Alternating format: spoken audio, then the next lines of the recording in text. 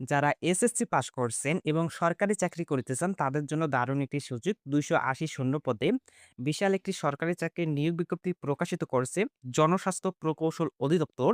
জনস্বাস্থ্য প্রকৌশল অধিদপ্তর এই নিয়োগ বিজ্ঞপ্তিটি প্রকাশ করেছে ৪ জুন ২০২৬, যেখানে বাংলাদেশের সকল জেলার প্রার্থীরাই আবেদন করতে পারবে এবং প্রার্থীদের বয়স ১৮ থেকে ৩২ বছরের মধ্যে হলে আবেদন করতে পারবে বাংলাদেশের সকল জেলা থেকে, যেখানে এসএসসি পাস হলেই শুধুমাত্র আবেদন করা যাচ্ছে।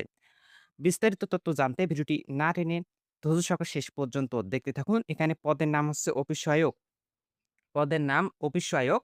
পদসংখ্যা রয়েছে ২৮০ টি এবং বয়সসীমা ১৮ থেকে ৩২ বছরের মধ্যে হতে হবে এবং আবেদনের জন্য যোগ্যতা লাগবে কোন স্বীকৃত বোর্ড হতে মাধ্যমিক স্কুল সার্টিফিকেট বা স্বর্ণপরীক্ষায় উত্তীর্ণ, অর্থাৎ এসএসসি পাস হলেই আবেদন করা যাবে এবং প্রার্থীদের বয়স ১ জুন ২০২৬ খ্রিস্টাব্দ তারিখের মধ্যে ১৮ থেকে ৩২ বছরের মধ্যে হতে হবে।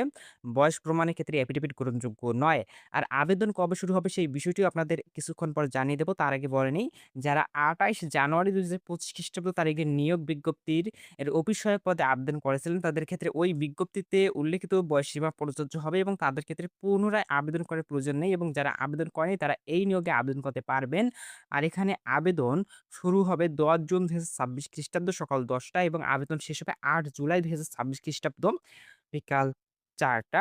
আর আপনারা যেই ওয়েবসাইটের মাধ্যমে আবেদন করতে পারবেন তা হলো dpac.teletor.com.bd। এই ওয়েবসাইটের মাধ্যমে আপনারা আবেদন করতে পারবেন। আপনি যদি নিজে আবেদন করতে না পারেন তাহলে আপনার নিকটস্থ কম্পিউটারের দোকানে গিয়ে আপনি আবেদন করে নিতে পারবেন। আর এই নিয়োগে আবেদন ফি হচ্ছে ৳৫৬। অবশ্যই আবেদন করার ৭২ ঘন্টার মধ্যে আপনাকে আবেদন ফি জমা দিতে হবে। আপনারা যারা আবেদন করবেন, আবেদন করার সাথে, সাথে আবেদন ফি জমা দিবেন। তাহলে আপনার আবেদন বাতিল হবে না। প্রিয় দর্শক, যারা আগ্রহী রয়েছেন অবশ্যই আবেদন করে নিবেন।